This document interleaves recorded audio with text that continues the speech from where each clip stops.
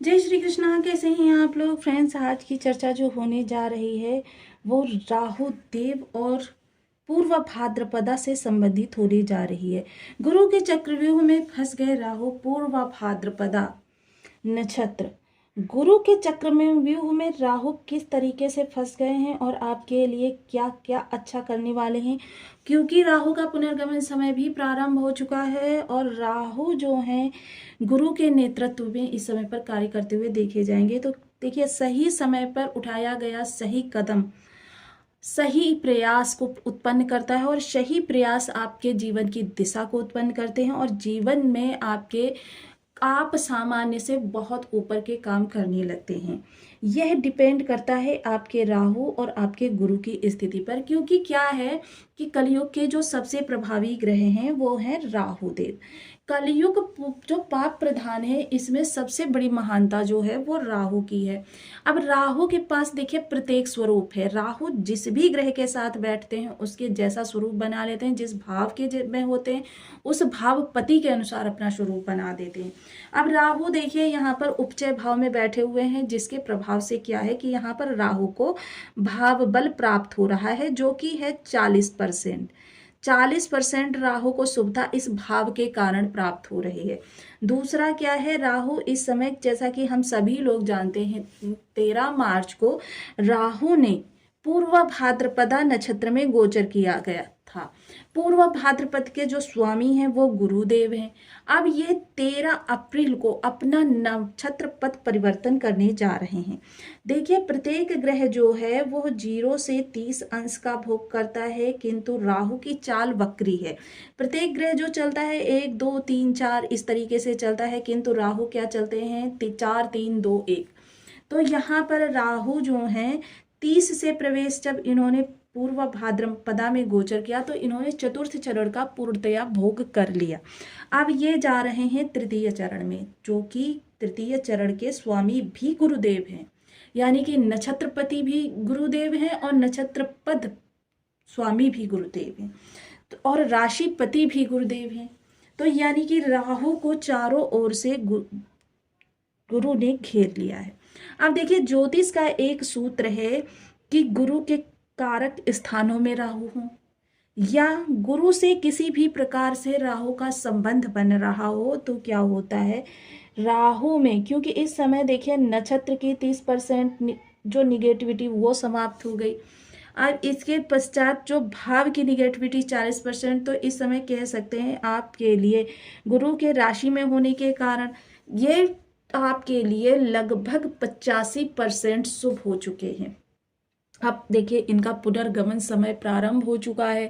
तो अब देखिए, इनके साथ में गोचर कौन कौन कर रहा है। इनके साथ में सूर्य गोचर कर रहे हैं, इनके साथ में शुक्र गोचर कर रहे हैं, इनके साथ में बुध गोचर कर रहे हैं और साथ में इनके शनिदेव का गोचर हो रहा है। अब देखिए, प्रत्येक हमारे जीवन को चलाने में प्रत्येक ग्रह का महत्वपूर्ण योगदान होता है। कोई भी ग्रह हो, चाहे सूर्य, अब इसको मानव शरीर के अनुसार हम देखते हैं। सूर्य को अगर देखें तो ये आंखों के कारक होते हैं या आरोग्यता के कारक होते हैं। शुक्र को अगर देखें तो ये आपके हृदय के कारक होते हैं। आपके जीवन में जो आपके मानव शरीर में जो श्वेत कण होते हैं रक्त में, उनके कारक होते हैं, जो कि आपको अगर थोड़ी से भी प्रभावित होते हैं तो फीवर वगैरह की समस्या दे देते हैं। बुध को अगर देखें तो पूर्ण नसों पर इनका कारकत्व है, दांतों पर कारकत्व है। शनि को अगर देखें तो हड्डियों पर कारकत्व है। गुरु को अगर देखें तो पूरी पाचन प्रणाली, यानी पेट के अंदर जितना भी सिस्टम होता है उसका कारकत्व होता है। राहु को देखें तो ये वायु है, जो शरीर के अंदर वायु होती है। तो देखिए, प्रत्येक ग्रह पर इनका हमारे जीवन में पूर्णतया कारकत्व होता है, चाहे वो चंद्रमा ही क्यों ना हो। अब आप कहेंगे 2.25 दिन में राशि परिवर्तन करने वाला ग्रह हमारे जीवन को पूर्णतया किस तरीके से प्रभावित कर सकता है। तो देखिए, आपके धन की निरंतरता में चंद्रमा कारक होते हैं। आपका धन किसी के द्वारा हड़प लिया जाता है, या आपका धन कोई आपसे बहाने से मांग कर ले जाता है, वापस नहीं करता है, या आपका धन कोई भी किसी भी प्रकार से अपनी अंडर में कर लेता है, फिर आप उस धन की शक्ल नहीं देख पाते हैं। तो ये सब चंद्रमा के प्रभाव से होता है। आपके मन का कारकत्व तो चंद्रमा के पास है, आपकी विचारों की कितनी ज़्यादा गतिशीलता होगी। यह चंद्रमा के कारकत्व में आपके जीवन की शांति जो है चंद्रमा के क्षेत्र में है। ये सारी चीज़ें जो होती हैं बेहद ही विशेष होती हैं। कभी कभी क्या होता है, आप देखते हैं कि बैठे बिठाए आपका मन एकदम बेचैन होने लगा, कहीं कोई बात नहीं हुई और कुछ भी नहीं हुआ, आपका मन अचानक ही बेचैन होने लगा और आपका मन एकदम से हताश, परेशान, निराश होने लगा। यह चंद्रमा की विशेष गति के प्रभाव से आपके साथ हो रहा है। आपका मन बैठे बिठाई अचानक प्रफुल्लता, उल्लास से भर जाता है और आप एकदम प्रसन्न, आनंदित हो जाते हैं। ये भी चंद्रमा की विशेष गति के प्रभाव से होता है। तो इस तरीके से आपने देखा कि एक सामान्य सा ग्रह जो जिसे कि आप बहुत ज़्यादा निग्लेक्ट करके देखते हैं, और क्या होता है, जिस भाव से चंद्रमा गोचर करते हैं उसी भाव को एक्टिव कर देते हैं और उस दिन आपको उस भाव से संबंधित प्रभाव दिखाई देने लगते हैं। तो ये आपने देखा कि आपके 9 के 9 ग्रह आपके जीवन को पूर्णतया संचालित करने में विशेष योगदान देते हैं, और इनमें से यदि एक भी ग्रह आपका अरिष्टकारी हो तो फिर समझ लीजिए कि आपकी कहीं ना कहीं से निगेटिविटी निकल कर आने लगती है। 9 के 9 ग्रहों का शुभ होना बहुत जरूरी होता है। तो देखिए, यहाँ पर राहु जब गुरु के नक्षत्र में आ गए हैं तो गुरु यहाँ पर 85% राहु की शुभता किस प्रकार से आपके लिए प्रभावित करती हुई दिखाई देगी, क्योंकि राहु देखिए एक विशेष ग्रह है। कलयुग में अगर हम कहें तो इनका ही वर्चस्व चारों ओर है। जितने भी आपके जीवन में देखिए कार्य आपके सामने आते हैं, या आप बाहर जाते हैं, लोग आपसे चालाकी करते हैं या कुछ भी, ये सब चीज़ें क्या होती हैं, राहु के ही दायरे में आती हैं। राहु भ्रम है, स्वांग है, षड्यंत्र है। राहु देखिए विस्तार भी है, वृद्धि भी है, हजारों गुना वृद्धि कर देते हैं अगर करने पर आते हैं तो राहु देखिए आजकल जो प्रदूषण का वातावरण है, कलह का वातावरण है, एक दूसरे को नीचा गिराने की कोशिश है, ये सारी चीज़ें जो हैं राहु के कार्य क्षेत्र में आती हैं और इन्हीं का चारों ओर बोलबाला भी है। चापलूसी वगैरह जो सब है राहु के क्षेत्र में आती है।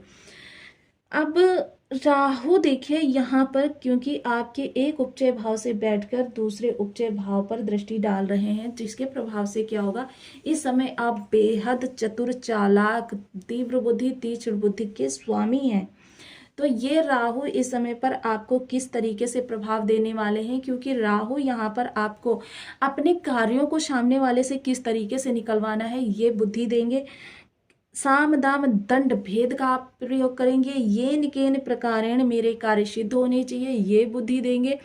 और आपके जीवन में जितने भी कार्य आपके डिस्ट्रॉय हो गए हैं या आपके बंद हो चुके हैं, या कोई रिश्ते आपके खराब हो चुके हैं, कोई बिजनेस में आपकी कोई डील ऐसी है, या अधिकारी वर्ग आपके खिलाफ है, सहयोगी आपका सपोर्ट नहीं करते हैं, तो इस समय किसको अपने फेवर में किस तरीके से लाना है ये आपको बहुत अच्छे से आता होगा, क्योंकि राहु जो है आपकी सोच है। कभी कभी क्या होता है कि आप महीनों किसी चीज़ के लिए परेशान रहते हैं और आपको उस समस्या का समाधान नहीं प्राप्त होता, चाहे वो आपकी नौकरी से संबंधित समस्या हो, चाहे बिजनेस से संबंधित समस्या हो, चाहे रिश्तों से संबंधित समस्या हो, चाहे प्रॉपर्टी से संबंधित समस्या हो, चाहे फाइनेंस से संबंधित समस्या हो, कोई भी समस्या हो, लेकिन अचानक बैठे बैठे चुटकियों में आपके दिमाग में एकदम से विचार कौंधता है और आपको उस समस्या का प्रभावी हल प्राप्त हो जाता है। किसके प्रभाव से? राहु के प्रभाव से, क्योंकि ये अचानक का जितना भी कारकत्व होता है ये राहु और आपका अष्टम भाव निर्धारित करता है। तो ये चीज़ें आपके लिए बहुत ही अच्छी इस दौरान राहु करते हुए दिखाई देंगे, क्योंकि राहु इस समय गुरु के जैसा रूप ले चुके हैं। क्योंकि राहु रूप बदलने के लिए हमारे 9 ग्रहों में 2 ग्रह जाने जाते हैं, बुध और राहु। वहीं देखिए वृद्धि कारक 2 ग्रह जाने जाते हैं, गुरु और राहु। अब गुरु और राहु की जो वृद्धि होती है उसमें थोड़ा सा डिफरेंस होता है। गुरु की वृद्धि जो होती है नैतिकता के साथ, ज्ञान आध्यात्म के साथ, योग्यता के अनुसार स्टेप बाय स्टेप सीढ़ी होती है। आपको छत पर जाना है, सीढ़ी दर सीढ़ी चढ़ के व्यक्ति पहुंचता है, मेहनत करके पहुंचता है। लेकिन राहु की जो वृद्धि होगी, विस्तार होगा, वो क्या होगा, व्यक्ति एकदम से छलांग लगाएगा और एकदम से ऊपर पहुंच जाएगा। किंतु राहु के पास देखिए आपके लिए और भी चीज़ें उपहार स्वरूप होती हैं। उपहार स्वरूप क्या होती हैं? आलस्य होता है, उन्माद होती है, अपने कार्यों को डिले करने की प्रवृत्ति अगर आपके अंदर है तो समझ लीजिए कि राहु आपके लिए अच्छा नहीं कर रहे हैं। आपके अंदर आलस्य है कि अभी नहीं, फिर कर लेंगे, अभी तो बहुत समय है, अगर ये चीज़ें आपके अंदर हैं तो समझ लीजिए कि आपके राहु शनि दोनों आपको निगेटिव प्रभाव दे रहे हैं। ये जब भी ग्रह आपके लिए नकारात्मकता से प्रभाव देने में आते हैं तो जीवन के संबंधित 12 भाव जो होते हैं हर जगह से आपके लिए नकारात्मकता ही देखने में आती है। ऐसा ही कोई व्यक्ति होगा जिसके जन्मजात ये ग्रह शुभ होंगे, उनके लिए तो अच्छा निकल कर आ जाता है, क्योंकि देखिए दवाई की आवश्यकता उसे ही होती है जो बीमार होता है। स्वस्थ मनुष्य को किसी भी प्रकार की मेडिसिन की आवश्यकता नहीं होती है। तो अब जिन लोगों के भी बर्थ चार्ट में इन ग्रहों की स्थिति खराब है तो उनको कुछ विशेष इस दौरान उपाय करने चाहिए। देखिए दीर्घकालिक वाले उपाय इस दौरान नहीं मैं बताऊंगी।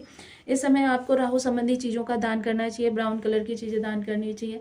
राहु की कारक चीज़ों में आपको इस दौरान जैसे अंधजन हो गए, छिन्न भिन्न व्यक्ति हो गए जिन्हें दिव्यांग कहा जाता है, या अभावग्रस्त लोग हो गए, इन लोगों को उनकी ज़रूरत की चीज़ें प्रदान करनी चाहिए।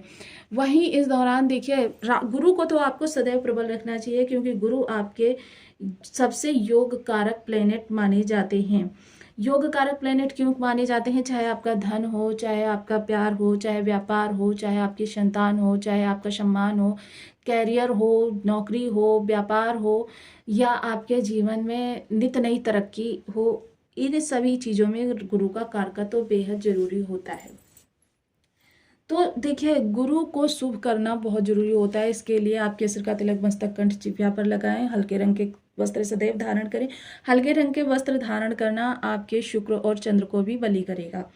इसके अतिरिक्त देखिए आपको इस दौरान हल्दी मिश्रित जल से केले के पेड़ या फिर पीपल वृक्ष के सिंचन करना चाहिए। धार्मिक पुस्तकों का स्वाध्याय करें। नित्य प्रति धर्म स्थान पर जाने की आदत डालें। हो सके तो आप घर का एक दीपक धर्म स्थान पर अवश्य जला दीजिए। देखिए दीपक जलाने का एक विधान में जो हर वीडियो में बताना बिल्कुल नहीं भूलती हूँ कि विधिवत पूजन करने के बाद दीपक को आसन अवश्य दें और दीपक के पास कम से कम 10 मिनट आपको जरूर रुकना है, क्योंकि जब तक उसकी जो घृत हो या तेल हो उसके जलने की स्मेल आपके अंदर जाएगी नहीं तब तक आपको उसका प्रभाव नहीं प्राप्त होगा। ये आपको 5 से 10 मिनट वहाँ पर खड़े होकर जरूर ये स्मेल लेनी है।